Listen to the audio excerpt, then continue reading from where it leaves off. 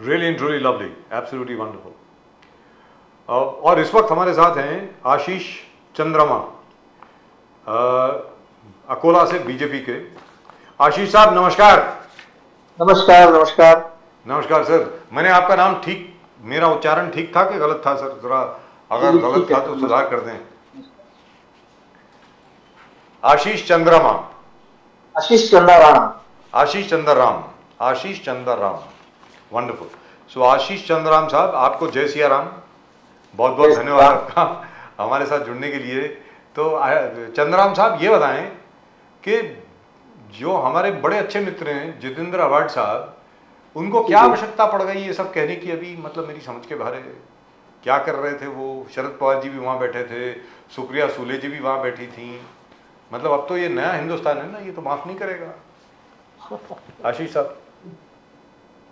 Sir देखिए, ऐसा है जो जितेंद्र अवार्ड जी ने कहा, उसने ऐसा क्यों कहा ये तो वास्तव में एक मतलब संशोधन का विषय है। लेकिन मैं आपका ध्यान आकर्षित करना चाहता हूं कि कुछ दिन पहले, 6-7 महीने पहले कंट्रोवर्सी हुई थी, जिसमें सुप्रिया सुले पर एक आरोप लगा था कि वे मांसाहार कर एक मंदिर में उन्होंने प्रवेश किया है, जहां पर उन्होंने कार्यकर्ताओं की बैठक ली थी। तो तुरंत ही उन्होंने इसका खंडन किया था और उन्होंने कहा था कि मैंने मांसाहार नहीं किया था। साथ ही आप अगर देखेंगे तो एक बार शरद पवार जी पर एक प्रश्न उठाया गया था कि आप यहाँ पर आए थे लेकिन आप मंदिर में नहीं आए, तो उन्होंने खुलासा जारी किया था कि क्योंकि मैंने मांसाहार किया था इसलिए मैंने मंदिर में प्रवेश नहीं किया था। अब हम दोनों बातों को जोड़कर देखें तो उनके पार्टी का एक कार्यकर्ता ये कह रहा है कि भगवान प्रभु श्री रामचंद्र ये मांसाहारी थे। तो ये अपने आप में एक कंट्रोवर्सी है कि उनके पक्ष के सर्वे सर्वा, जिनको अपने पिता के तुल्य वो मानते हैं, वे कहते हैं कि मैं मांसाहार के मंदिर प्रवेश नहीं करता। सुप्रिया सुले जी, जो उनकी नेक्स्ट लाइन लीडरशिप है, नेक्स्ट जनरेशन लीडरशिप है, वह कहती है कि मैं मांसाहार करने के बाद में मंदिर में प्रवेश नहीं करती और मैंने मंदिर में प्रवेश जिस दिन किया था उस दिन मैंने मांसाहार नहीं किया था। और दूसरी तरफ उनके पार्टी के एक दूसरे नेता कहते हैं कि प्रभु रामचंद्र खुद मांसाहार करते हैं। तो मैं समझता हूं यह किसी विशेष समुदाय को तुष्टीकरण करने की और वोटों की राजनीति करने का उनका एक प्रयास रहा है। वे जिस कॉन्स्टिट्यूंसी में आते हैं वहां पर वो उनके मतदारों को, लेकिन मुझे विश्वास है कि वहां के भी मतदार जो सुजान नागरिक है, वे उन्हें इस बार 2024 में बता देंगे कि उनकी असली जगह क्या है। जी आशीष जी, आपको लग रहा है कि एक डेलिब्रेट इंडिया अलायंस, कल prime minister Narendra Modi ji was in Kerala में थे और उन्होंने कहा इंडिया अलायंस का एक ही विजन दिख रहा है कि सनातन धर्म का आलोचना करना, सनातन धर्म में जो विश्वास करते हैं उनके सेंटिमेंट्स को हर्ट करना। बिकॉज हम बार बार देख रहे हैं, चाहे वो लालू प्रसाद यादव जी के पार्टी के एमपी सरस्वती माता के बारे में कुछ आलोचना करे, अखिलेश यादव के जो एमपी है पूरे हिंदू समाज पर प्रश्न चिन्ह उठाए, स्टैलिन जूनियर जो है वो डेंगू मलेरिया से तुलना करे, अभी शरद पवार जी बचे थे उनके पार्टी, अब वो भी उन्होंने भी कर दिया। तो क्या एक पैटर्न दिख रहा है? मोदी साहब ने कहा एक पैटर्न है, एक पैटर्न, एक deliberate cool and deliberate act जिसे बोलते हैं। Ashish ji, how do you see that? निश्चित रूप से अगर इस पैटर्न को हम एग्जामिन करें और इसकी जड़ों तक हम जाएं, तो सबसे पहली 1 सितंबर को जो मुंबई को इंडी अलायंस की मीटिंग हुई, उसके बाद में ही ये पैटर्न शुरू हुआ है और इस पैटर्न को एक्सीलरेट किया गया है। जैसे ही 1 सितंबर को इंडी अलायंस का मीटिंग हुआ, उसके बाद में उदयनिधि स्टैलिन, उसके बाद में ए राजा, उसके बाद में एक डीएमके के एक सांसद जिन्होंने कंट्रोवर्शियल बयान दिया था, मल्लिकार्जुन जी खड़गे के जो चिरंजीव है, उनके सुपुत्र है, सुपुत्र तो नहीं कहूंगा मैं, उन्होंने एक जो बयान दिया था, इन सारे बयानों को अगर हम इकट्ठा कर जोड़े और देखें तो ये क्रोनोलॉजी निश्चित रूप से ये बताती है कि एक सुनियोजित तरीके से इंडी अलायंस ने एक एजेंडा हाथ में लिया है, जिसके तहत वो उस देश के अंदर मतों का विभाजन कर, कुछ विशिष्ट समुदायों का तुष्टीकरण कर, मतों को डिवाइड कर किसी विशिष्ट समुदाय को आकर्षित करने की एक राजनीति के ऊपर सुनियोजित ढंग से काम कर रहे हैं। पर मेरा यह मानना है कि अब लोग भी समझदार हो चुके हैं। देश ने पिछले 10 साल में भारत में एक विकास का अनुभव लिया है और लोगों ने नरेंद्र मोदी के सुशासन को देखा है और इस प्रकार के इनके इस प्रयत्न को किसी भी प्रकार से यश नहीं आएगा, ऐसा मेरा मानना है। दिग्विजय सिंह भी थोड़ा आरोप करना शुरू कर दिया। दिग्विजय सिंह कहने लगा कि ये लोग कौन होते हैं हमको ये बताने वाले कि आप कब राम मंदिर में जाओगे, आप कौन होते हैं इनवाइट करने वाले, आप कौन होते हैं ना इनवाइट करने वाले। और फिर दिग्विजय सिंह आगे जाकर यह कह रहा है कि नया रामलला का मूर्ति का जरूरत क्या है। Digvijay Singh says why didn't the people didn't the concerned trust go along with the old मूर्ति, नया मूर्ति का जरूरत क्या है। तो how do you see these kinds of comments coming from Digvijay Singh? Ashish ji. हाँ जी, देखिए दिग्विजय सिंह जो है वो राहुल गांधी के काफी नजदीकी सलाहकार भी रहे हैं और मैं समझता हूँ शायद अब भी होंगे। तो कभी वो राहुल गांधी को जनेऊ पहनने लगाते हैं और ये दावा पेश करते हैं कि मैं ब्राह्मण हूँ। कभी वे किसी मंदिर में राहुल गांधी को खड़ा कर कर मैं मंदिर में जाता हूँ इस प्रकार की भी राजनीति करने लगाते हैं। राम मंदिर में किसने जाना चाहिए, किसने नहीं जाना चाहिए, किसे निमंत्रण भेजना चाहिए, ये जिस लोग उस आंदोलन से जुड़े हैं, जिन्होंने राम मंदिर के निर्माण में अपनी सक्रिय भूमिका निभाई है, इन्होंने जिन लोगों से सहयोग लिया है, कुछ लोग उस देश के कुछ बड़े नेता होते हैं, तो उन्हें किसे आमंत्रित करना है ये उनका प्रोपोगेटिव है। और जाना हर हिंदू का एक स्वयं स्फूर्ति से जाना वहां पे ये उनका धर्म है। अगर वे नहीं जाना चाहते चुनाव की राजनीति के चलते तो ये उनका अपना विषय है। लेकिन हिंदुस्तान के अंदर हमारा सबसे बड़ा त्योहार है दिवाली। जिस दिवाली को हर हिंदू मनाता है वो दिवाली किस चीज का द्योतक है? तो प्रभु श्री रामचंद्र, मर्यादा पुरुषोत्तम श्री रामचंद्र अपने पिताजी को एक दिए वचन को पूर्ण करने के बाद में जब वे वनवास से वापस आते हैं तब हमारा पूरा देश उस संकेत को, उनके उस वापसी को, उनके आगमन को एक दिवाली के पर्व पे मनाता है। जो प्रभु श्री रामचंद्र के आगमन पर पूरा देश जब दिवाली मनाता है, दीपों की रोशनी करता है, उनके एक मंदिर को हिंदू संस्कृति नष्ट करने के उद्देश्य से भारत पर आक्रमण करने वाले व्यक्ति ने जिसे नष्ट किया था उसकी पुनः स्थापना जब हो रही है तो यह निश्चित ही पूरे देश के लिए दीपावली का अवसर है।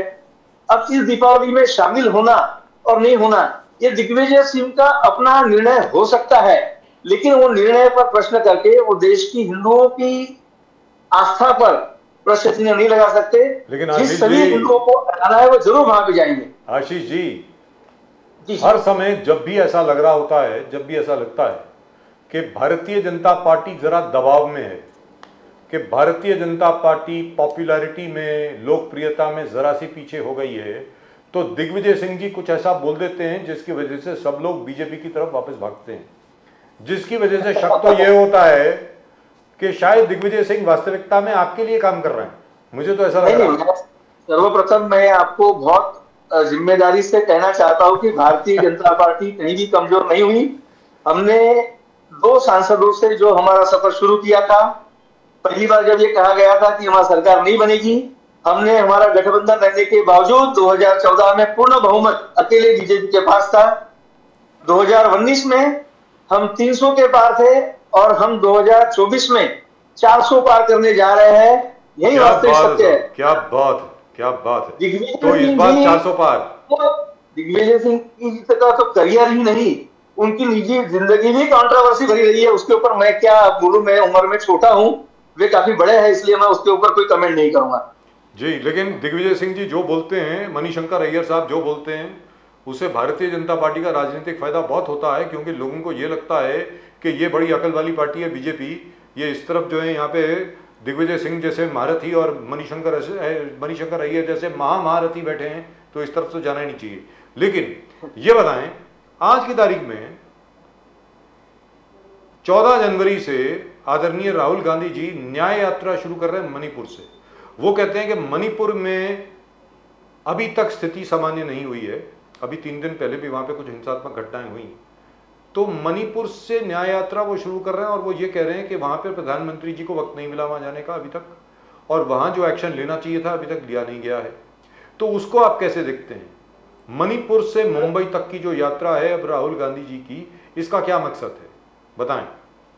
सर, राहुल गांधी का राजनीतिक जीवन पूरा दांव पर लगा हुआ है, और सिर्फ राहुल गांधी का ही नहीं, कांग्रेस पार्टी का संपूर्ण अस्तित्व दांव पर लगा हुआ है। आज जब हम मणिपुर की बात करते हैं कि मणिपुर में सब कुछ ठीक नहीं है, तो ठीक नहीं है कि परिभाषा क्या है उसे हमें समझना होगा।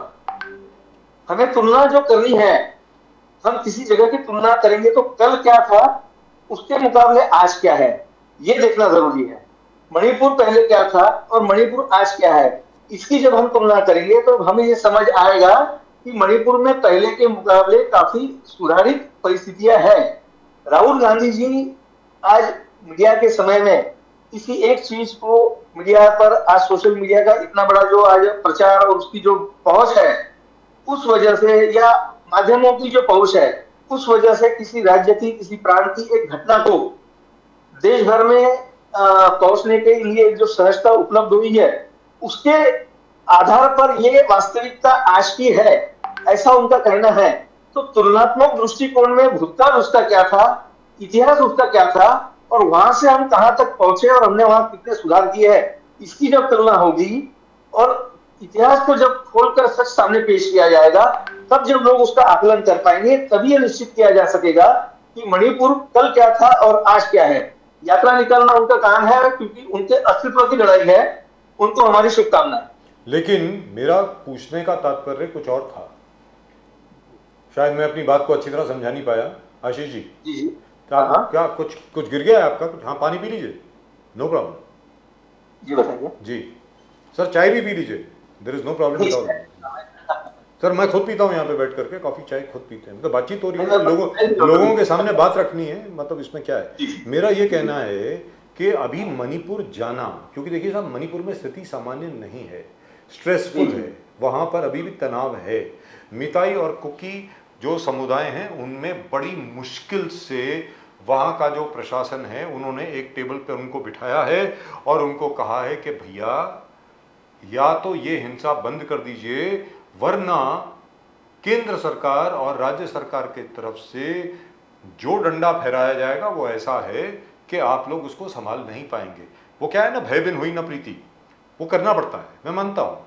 तो अभी जा करके अगर राहुल गांधी जी मणिपुर में जाते हैं, तो आपको लगता नहीं है कि वो जरा विस्फोटक होगा थोड़ा सा? आशीष जी, उनकी तो मंशा ही ये है कि परिस्थितियां खराब की जाए। उनकी जो मंशा है, आज जब किसी स्टेट के अंदर इतने सालों से ये जो डिस्प्यूट चल रहा है, इसका बहुत बड़ा इतिहास है, जी है, ये आप भी जानते हैं, वे भी जानते हैं जी। और इस डिस्प्यूट को रिजोल्यूशन के तरफ जब सरकार बढ़ रही है, तब उस स्थिति को सामान्य से असामान्य करने का प्रयास कैसे किया जा सके, उस रणनीति के हिस्से के तहत राहुल गांधी का यह प्रयास है। लेकिन हमारा प्रशासन भी इसके लिए मजबूत है और हम ये सुनिश्चित करेंगे कि इस प्रकार की कोई घटना न घटे। क्योंकि कहने का मतलब ये हुआ प्रदीप जी, कहने का मतलब ये हुआ आशीष जी, कि अगर राहुल गांधी जी को इजाजत नहीं दी जाती वहां से अपनी यात्रा शुरू करने की, तो होगा एकदम डेमोक्रेसी इन डेंजर। देखिए साहब, जनतंत्र राज्य जो है, भारत का लोकतंत्र खतरे में है। देखिए, बीजेपी इतनी डर गई कि हमको परमिशन नहीं दी, और परमिशन दे दी और स्थिति बिगड़ गई, तो ये होगा, देखा हमने कहा था। बीजेपी के बस की बात नहीं है, अभी तक हिंसात्मक गतिविधियां जारी हैं। तो दोनों तरफ से मुझे लगता है कुछ प्लानिंग है।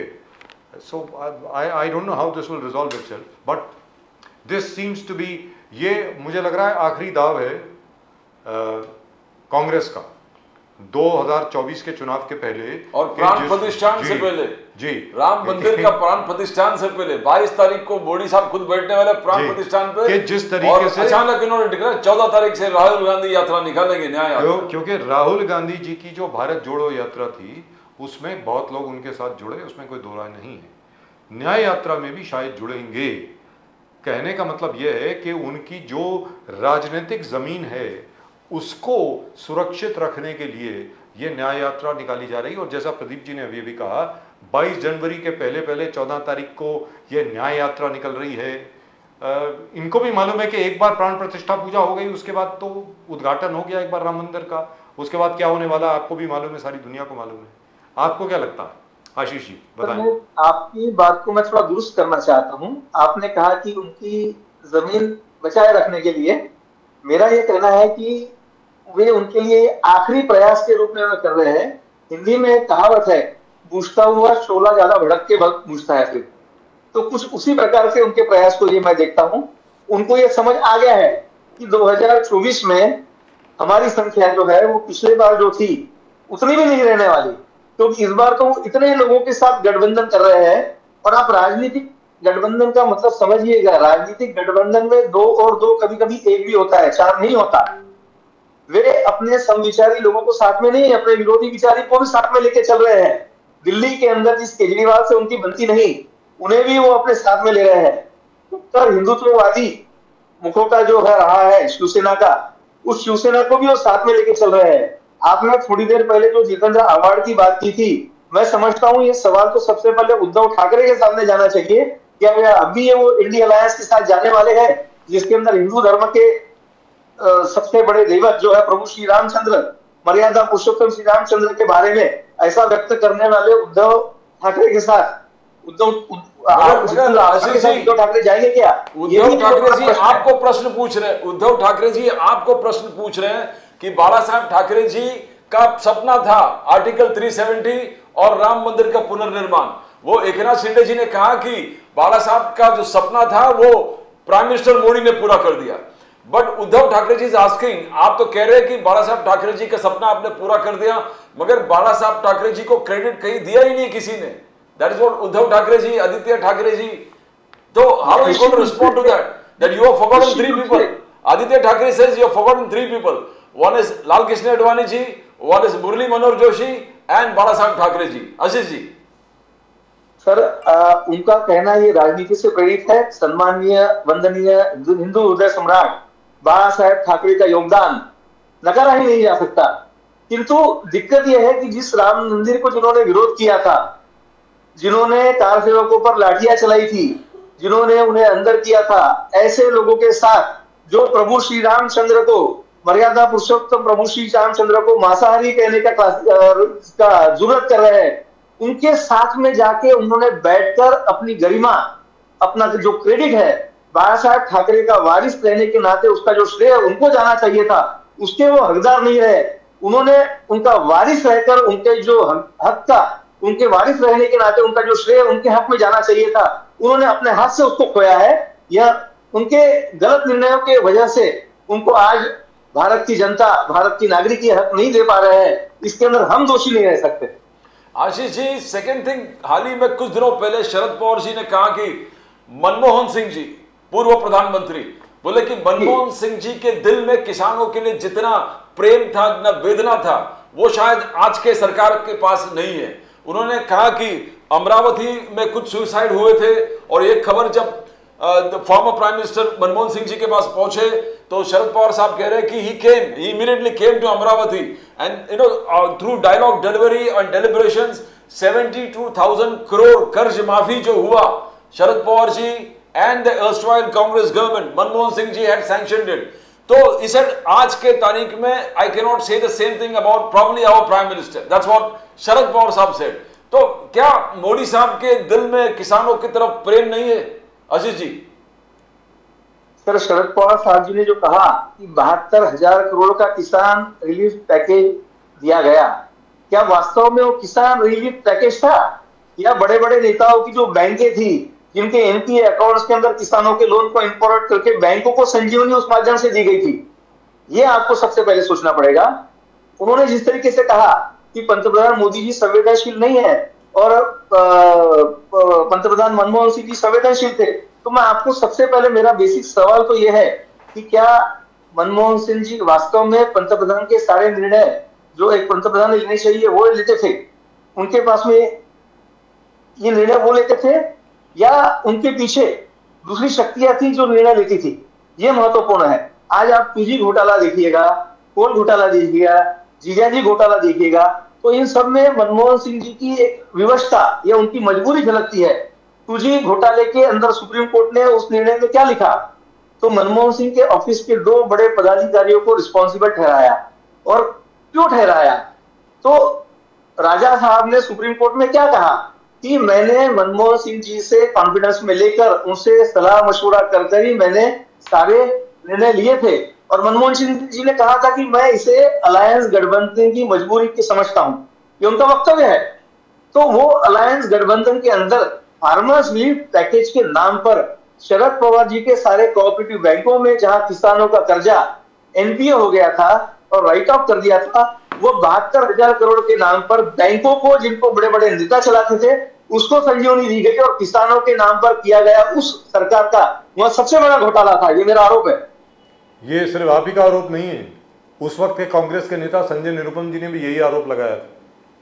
उन्होंने भी कहा था अपनी ही सरकार को, कांग्रेस की, कि भाई आप जरा देख लीजिए, इससे राष्ट्रवादी कांग्रेस पार्टी की जो फाइनेंशियल पोजीशन है बहुत ज्यादा अच्छी होने वाली है, और वही हुआ। जी दुरुस्त बात है। और उससे किसानों को कुछ नहीं मिला, क्योंकि सिर्फ जो एनपीएस थे वो बुक से हट गए, सारे बैंक्स जो हैं वो हेल्दी पोजीशन में आ गए, 0-0 पे आ गए, और जो किसानों को मिलना चाहिए था उनको दोबारा अप्लाई करना पड़ा लोन के लिए। और तो और छोड़िए, एक और चीज मैं बता दूं अपने दर्शकों को, जो बात अब जाकर के सामने आई है आशीष जी, इंटरेस्ट भी माफ नहीं हुआ। वो प्रिंसिपल अमाउंट पूरे पैसे रिकवर किए सर, सिर्फ प्रिंसिपल अमाउंट रिकवरी दिखाई गई और उसके बाद इंटरेस्ट भी माफ नहीं हुआ।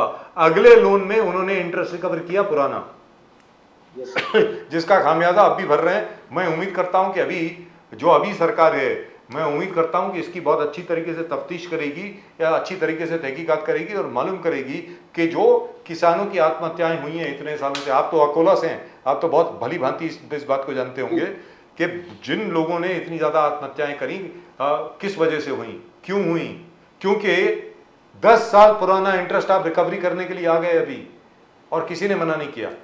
ये ऐसा हुआ है। मैं उम्मीद करता हूं कि इसके ऊपर सरकार कुछ ना कुछ करेगी। लेकिन सर चलते चलते ये बताएं, अभी तो 22 जनवरी आने वाली है, 22 जनवरी 12:22, भैया 12:20 और 21 के बीच में नया जो अब मुहूर्त निकाला गया है, तो उसके बाद क्या होगा, आगे क्या? नहीं, मैं समझा नहीं आपका सवाल। सवाल यह है कि राम मंदिर का उद्घाटन हो जाएगा जी, रामलला की प्राण प्रतिष्ठा पूजा हो जाएगी, उनकी स्थापना हो जाएगी जी। उसके बाद क्या श्री राम के कदम जिस जिस जगह पर पड़े पूरे हिंदुस्तान में, पूरे भारत में, क्या इन सब तीर्थ स्थानों का भी विकास होगा, इनको भी ट्रांसफॉर्म किया जाएगा, यहां पर भी कुछ ना कुछ होगा आशीष जी? निश्चित रूप से काशी है, मथुरा है, ऐसी कई जगह है जहां पर हमें और विकास करना है। मर्यादा पुरुषोत्तम श्री रामचंद्र जी के जहां भी उनका जन्मस्थल है, दूसरी और कई जगह है, और भी कई हिंदुओं के आस्थाओं के मंदिर हैं। इन सब का पुनर्निर्माण कर हमें सनातन धर्म को, हिंदू धर्म के रक्षण को मजबूती प्रदान करनी है। महाराष्ट्र में भी है, तो महाराष्ट्र में भी बहुत जगह है जी। आशीष जी, दूसरा है कि just coming on the topic, ये मोदी गारंटी, यानी गारंटी पूरी होने वाली गारंटी, मोदी साहब का कहना, प्राइम मिनिस्टर मोदी, मगर और विकसित भारत संकल्प यात्रा के माध्यम से जबरदस्त रिस्पांस भी मिल रहे हैं, और जो भी लाभार्थी स्कीम्स है और जिसको नहीं मिला वो पूरे वापस जुड़ गए हैं, और पूरे स्टैटिस्टिक्स और रिपोर्ट आप लोग देते रहे हैं, और अच्छा फिगर है, मींस लोग जुड़ रहे हैं। राहुल गांधी जी का कहना है कि हमारा भी गारंटी है, Rahul guarantee. So Modi guarantee versus Rahul Gandhi guarantee. They are showcasing Karnataka, जहां कर्नाटका में 1 करोड़ इलेक्ट्रिसिटी कंज्यूमर्स को 0 बिल मिला है, 0 bill. Now that is Rahul guarantee, Rahul Gandhi guarantee. तो आगे जाके आप कैसे लग रहा है कि आपको Modi guarantee and Rahul guarantee 2024 तक ये संघर्ष चलता रहेगा? How do you see it Ashish ji? आप हंसने लगे। मैं समझता हूँ हमारे पंतप्रधान माननीय श्री नरेंद्र मोदी जी के सामने वो नाम की तुलना करना, यह भी हमारी तौहीन है। राहुल अपने आप में खुद ही गारंटी नहीं है, उनके पार्टी के भी जितने विधायक है, जितने सांसद है, उनको भी उनकी गारंटी नहीं है कि उनके भरोसे पर कभी वो चुन के आएंगे। जो कुछ भी लोग चुनिंदा उंगलियों पर गिनने वाले विधायक या सांसद उनके चुनकर आए हैं, वो अपने अपने क्षेत्र पर अपने कुछ कार्य के बदौलत चुनकर आए हैं, उनके कुछ सामाजिक समीकरणों के बदौलत चुनकर आए हैं। और अगर वे राहुल गांधी को वहां ले जाएंगे तो मैं उम्मीद करता हूं कि और उनकी संख्या कम ही होगी। तो राहुल की गारंटी कांग्रेस को तो नहीं पर हमको है कि वे जितनी मेहनत करेंगे उतना फायदा बीजेपी को जरूर पहुंचाएंगे, ऐसा मुझे उनके बारे में पूरा विश्वास है। वंडरफुल जी। चलते चलते आशीष साहब, क्योंकि आप अकोला में हैं, अकोला में अभी 25 दिसंबर या 26 दिसंबर के आसपास कुछ वो जो कोविड का नया वेरिएंट आया है उसके काफ़ी पेशेंट्स वगैरह डिस्कवर किए गए थे, तो अभी स्थिति सामान्य है, इज इट अंडर कंट्रोल के बिल्कुल सामान्य है। कुछ पैनिक करने की या कुछ हाई अलर्ट वगैरह की कोई स्थिति बन रही है? नहीं, ऐसी कोई भी स्थिति नहीं। नहीं, क्योंकि पुणे में और अकोला में बहुत मतलब मुंबई और ठाणे और नवी मुंबई में तो डिस्कवर हुए हैं, लेकिन Akola is also one of the places mentioned where the new variant of COVID has been found. So I hope everything is alright. Yes sir, everything is alright. Right, thank you very much. Ashish Chandram साहब, बहुत बहुत धन्यवाद आपका हमारे साथ जुड़ने के लिए. आपको नव वर्ष की बहुत बहुत शुभकामनाएं, और मैं उम्मीद करता हूं कि 22 जनवरी को आप भी रामलला के दर्शन करेंगे, और 22 जनवरी को नहीं करेंगे तो उसके बाद तो जरूर करेंगे. श्री राम ज्योत सबके साथ जलाएंगे जी. नमस्कार. नमस्कार. जय सिया राम. जय श्री राम. जय सिया राम. जय Siya Ram. Thank you. But that was nice. He joined us for the first time, and I think he's like all RSS and BJP workers, very, very, very straight up front and very confident about himself. Absolutely, sir. And that's just about it for tonight's show. आज के show में सिर्फ इतना ही. आप अपने comments जरूर भेजें, please. Do send in your comments. Love reading out your comments. आपके जो comments होते हैं, especially जो colourful, बड़े रंगीन तबीयत के जो आपके comments होते हैं, वो पढ़ने में बहुत मजा आता है साहब. Especially. And we really loved the one they said this is probably a comedy show. Yes. Yeah, that's Can fantastic. you believe it? Wonderful. And you were very happy. They said comedy shows do well. I mean, Comedy shows, right? Most difficult shows to do. Let me tell you. Comedy, ask any actor anywhere in the world. Comedy is the most difficult thing to do. And that happens when sometimes you praise Rahul Gandhi. Oh yes. And then you have a lot of comments coming that Well, I like Rahul Gandhi. okay, these qualities even we didn't know that he possessed these qualities. I rather like Rahul Gandhi. Of course, I have always supported Mr. Modi, and of course now they are saying over 400. I don't know whether it will be over 400 or not. हाँ, मेरा ये मानना है, अगर India alliance रहती है इकट्ठी, of course Pradeep ji might disagree with me, अगर इंडिया अलायंस इकट्ठी रहती है तो बीजेपी 400 से ऊपर लेकर आएगी. अगर कांग्रेस अकेले लड़ती है तो बीजेपी की 350 पक्की. ऐसा मेरा मानना है. But sir, I can't understand the politics right now. India Alliance has still not managed to get all the alliance partners on the common platform. They won't. They come, they have coffee or tea, and they just move away. That compared to Uddhav Thackeray ji who said that this is just a tea party that's happening, and then nothing concrete. And after that they attack Sri Ram. Yes, and now convener अभी तक appoint नहीं किया. बीच में Congress unilaterally declared Mallikarjun Kharge as a convener. Then Sharad Pawar ji and various other factions said, no, Nitish Kumar did a lot of job, he should be named the convener. So you have not got together and you are not straight upfront on that particular thing, a joint declaration that yes, Nitish Kumar is a convener. It's not happening. So even if you are not having a convener now, Rahul Gandhi ji's Bharat Nyaya Yatra is going to start on the 14th, and today is already 3rd, 4th, tomorrow is the 4th. Tomorrow is the 5th. Yes. Yes. So where's the time? I mean, I think the entire Congress preparations is probably for the Bharat Nyaya Yatra, which for them is absolutely dear. Which for them is absolutely necessary. So which also gives me a lot of hope for the Congress. Which means the Congress itself is not taking the India alliance very seriously. Yes, that's one way of perfectly looking into it. कि भाई they are not bothered. कहने का मतलब ये है कि भाई हम तो तुम्हारे साथ हैं, आपको हमारे साथ आना है तो आ जाओ, और नहीं आते हो तो जयराम जी की. That's it. But sir, एक तो ये समझना पड़ेगा, Congress also is very practical in what they say. Yes. Where Mamata Banerjee says West Bengal में कांग्रेस है क्या, बात क्या करना है आपसे? तो in other states ममता से क्या बात करना है? Where's Mamata's presence out of West Bengal? Absolutely true. तो the equation that goes for everybody. for everybody. It's just, so Congress in southern states extremely powerful in Kerala and Karnataka, which last time Kerala got 15 seats from Kerala, the highest. Now Telangana. So you are there, and so you don't have to bother about the rest. Anybody else? Yes, And Maharashtra. KCR will definitely not ally with you because he wants to save his turf, and YSR definitely not. You have taken his sister along with you, so he doesn't want the entire party to go there. So these are your natural enemies. तो इनसे बात क्या करना है sir? Frankly speaking, politically, what is there to speak, because they are not going to work for your interest. So as we discuss, you concentrate on where you have been fighting 1-1, and ये states जो है आपका already, तो that is what they have to focus, and that probably they are just focusing on that and moving. और सबसे बड़ी बात यहाँ पर यह है कि जिस प्रकार अभी अरविंद केजरीवाल जी ने 3rd समन्स के ऊपर भी मना कर दिया, उसके बाद उनको 4th समन्स सर्व हुआ, सबसे ज्यादा भारतीय जनता पार्टी से भी ज्यादा कांग्रेस के लोग उनको चिढ़ा रहे हैं कि ईडी के सामने जाते क्यों नहीं हो? अगर तुमने कुछ नहीं किया तो जाओ, सीधी बात है। लेकिन यहाँ पर आम आदमी पार्टी के लिए भी बहुत अच्छा होगा अगर आम आदमी पार्टी अकेले लड़े। कांग्रेस के साथ लड़ोगे, कांग्रेस को साथ मिला करके लड़ोगे तो भैया देखो सीधी सादी बात है, जिनके खिलाफ आप सारी उम्र लड़ते रहे, आज आप उनके साथ खड़े हैं, how do you expect your voter to react? Your voter is not going to vote for the Congress, let's be very clear. वो तो जाएगा सीधा बीजेपी के पास। सो द आम आदमी party stands to lose everything if they remain in the India alliance. The Congress also stands to lose very very heavily. देखिए साहब, उत्तर प्रदेश में आप देखिए जिस प्रकार अभी अखिलेश यादव जी का एटीट्यूड है कांग्रेस की तरफ, वो कहते हैं आप लोग हैं कौन? उत्तर प्रदेश में आपकी प्रेजेंस कहाँ है जो मैं आपके साथ बातचीत करूं?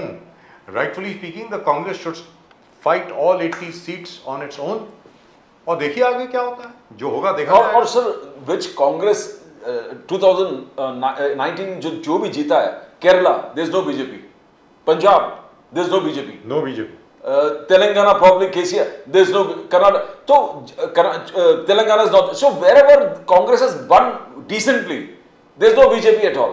They have won with these against these parties. Punjab में तो था ही नहीं, केरल में तो है ही नहीं BJP. With their India alliance against their India alliance parties. Yes. So I think what you're saying is they are concentrating on the Bharat Nyaya Yatra because these are the areas where there's a one-to-one fight between the BJP and the Congress, and if they convert the 5% victory margin, victory share to at least 20% victory, 20% of the seats victory or 30% victory, they get over 100 seats. Exactly, sir. Exactly. And that, by the way, will be great. Very frankly speaking, वो जबरदस्त होगा कांग्रेस के लिए. I know the Congress will feel insulted when I say this. आप 54 से साहब अगर 108 पर चले गए ना, बहुत बड़ी बात हो जाएगी आपके लिए. मैं बोल रहा हूँ ये, क्योंकि अगर आप इंडिया अलायंस के साथ रहेंगे तो आपकी 25 सीट भी नहीं आएगी. ये मैं लिख के दे रहा हूँ और बार बार ये बोल रहा हूँ. Again if the India alliance fights together, Pradeep ji वो कहते हैं ना 62% हमारा है, 38% बीजेपी का है. 62% is not going to vote for you. Let's be very clear. They voted for you because you were not in an alliance with somebody. Your vote came to you. How do you manage to get your vote to go to your alliance partner? इसके लिए आपको 1.5 साल पहले शुरू करना चाहिए था. How do you convince your workers to work among your supporters and tell them कि भाई देखो हमारा अभी अलायंस है, आप इनको जाकर के वोट दीजिए? मैं कहता हूं प्रदीप जी, उनके वर्कर्स जो हैं अलग अलग पार्टीज के, वो भी जाकर के नहीं बोलेंगे किसी को. कोई यू नो व्हाट हैपेंस, जब भी कोई सीट अलायंस पार्टनर को चली जाती है तो जो भी दूसरे लोग होते हैं जिनका कैंडिडेट नहीं है वो बैठ जाते हैं साहब, कोई काम नहीं करता है. सीधी बात है. Now it all depends upon the strength of that particular partner. So why does the Congress need these people? I still don't understand. For what? Exactly, sir. Exactly. So concentrate on the Bharat Nyaya Yatra, and if you gain, and which you can gain, yes, because Madhya Pradesh, Chhattisgarh, Maharashtra, you have got fantastic presence. That's right. तो आपने आपके victory जो share है उसको बढ़ा दिया, तो you're making it. बाकी केरल तो है ही, पंजाब तो है ही, वेरी सारे स्टेट्स तो ऑलरेडी है. लेकिन पंजाब में इस बार आम आदमी पार्टी बहुत टक्कर देने वाली है उनको. तो इट्स आम आदमी party versus the Congress. It will be. BJP is not there at all. Because it will be Aam Aadmi Party versus the Congress. So effectively BJP per se has nothing to worry about. In fact, BJP has everything to gain from the India alliance. But the Congress will be destroyed if they stick on with the India alliance. Exactly what happened to them in Uttar Pradesh. Akhilesh Yadav ji, Mayawati ji and Rahul Gandhi ji arrived at a pact. And then you know what happened. They were wiped out. नहीं होता, vote transfer नहीं होगा. जो दलित vote है वो यादव को vote नहीं मिलेगा. यादव वोट जो है वो कांग्रेस के कैंडिडेट को नहीं मिलेगा. सीधी सादी बात है. और जो कांग्रेस का वोट है वो तो है ही नहीं अभी भी. आपको तो वोट बढ़ाना है अपना उत्तर प्रदेश में, तो इसलिए आपको उत्तर प्रदेश में काम करना पड़ेगा, जमीन से ऊपर आपको आना पड़ेगा. और अगर आप नहीं आ सकते, well, ऐसे से पार्टी आपकी है, आप तय करें क्या करना है. हम तो सिर्फ यहां पर विश्लेषण कर सकते हैं. एंड आज के विश्लेषण के मुताबिक mister Modi will definitely come back with 350 plus seats. And if the India alliance fights the way they have been fighting amongst each other, and I don't see how it will end, how all that in fighting will end, mister Modi will come back with 400 plus seats. Right, let's take a look at some of the comments which have come in. जो responses आपके आए हैं, let's take a look at some of the दिखाएं जरा please.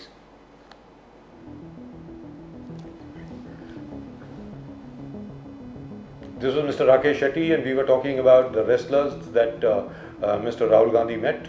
Pradeep ji. Rahul Pappu is a master of all craps and is destined to be so forever in his dream home throne. Tetra 193 G. Obviously, the gentleman does not, or the lady does not like Rahul Gandhi. And once again from Mr. Rakesh Shetty साहब जो थे उनके साथ laughable commentary. Tetra 193. चलिए साहब. So slowly that thing about the comedy show is coming, right? Congress massive show of strength. That was Mr. Bharat Soni, and he was talking about the Nagpur rally of the Congress. Sri Ranga 1000, democracy, Congress style, that is family rule. If PM is outside Gandhi family, Rahul will tear ordnance copy in public to demonstrate Congress democracy. PM will obey Antonio Maino. Antonio Maino, who the hell is Antonio Maino? And follow her like a slave. He will sit if ordered, otherwise stand behind her like an obedient servant. It is absolutely true that Sonia Ji's name was Antonia Maino. Antonia Maino, before she got married, and she's lived for a longer time in India than she ever did in Italy. ये कौन है साहब? GBP Kumar 2844. What has Congress done? But all Congress spokesperson, what democracy? They can't elect one leader outside Nehru Khandan. They have elected Mallikarjun Kharge, sahab. and ever since 1989, there has not been a single Nehru Gandhi Khandan member in the Prime Minister's office. मतलब पिछले 32 साल से तो कोई नहीं है, 33 साल से तो कोई नहीं है. ये कौन है साहब? वेंकटेश रेड्डी साहब 450. Opposition must decline in India daily. This political insulting of Hindu start, there will no one here, which is quite true by the way. I assume what he means is कि जिस प्रकार ऑपोजिशन आज की तारीख में हिंदू धर्म को insult कर रही है, हिंदू धर्म के ऊपर कटाक्ष कर रही है, उनको बहुत घातक पड़ेगा. जी हाँ. और ये शर्मिला ठाकरे जी ने उद्धव ठाकरे जी से 2-3 सवाल पूछे थे. इसको लेकर के पूर्वा प्रभु जी ने अपना समर्थन जताया है. 1 2 3 4 5 6 मतलब बहुत बढ़िया जैसे कहते हैं वो उन्होंने मीम भेजे जी. Rahul unites all community. Soon India will see amazing what. चलिए दिखाएं. This is a comedy channel, isn't it? Gappa Sappa. Ah, lovely. Thank you so much for saying that. I love that. I really love that. From tomorrow, you could spread the message that this is. From so tomorrow, everybody- our tagline will be the comedy channel. 7 to 9. Comedy with show. RKB. Prescott to 1 2 3 4 5. Which world are you living? Pappu to unite. Rubbish. That's what he says. Yes, Mr. Prescott. There used to be a jockey called Jimmy Prescott. Yes. Right. A bar dancer का बेटा है, circus में joker बन के लायक नहीं है तेरी Pepsi Pappu. 9873, which is terrible. That is absolutely terrible language. Now come on, don't use that kind of language, please.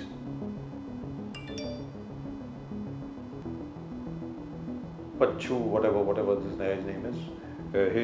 His comment is as bad as his name. Useless channel. Srinivasa Murthy 61. Thank you so much, sir. Thank you. Right. So Pradeep ji, we've been called comedy channel. Yes, we've been yes. called And useless so channel. that's We've it. also been called which world are you living Very in? good. We've also been called jokers and so on and so forth. I really feel very, very happy finally. So you're going to give a tough fight to Kapil. To Kapil Sharma. Yes. Well, So Kapil 7 Sharma to 9. He doesn't have a daily show. Kapil Sharma is a genius. Right. That's it. That's all we've got for you in tonight's show. आज के show में प्रदीप जी और मेरी तरफ से सिर्फ इतना ही. आप लोग देखते रहे नेशन नाउ और अपने कमेंट्स जरूर भेजें. But no, I don't mind your colorful language. But don't attack people like this. लोगों को गालियाँ ना दें.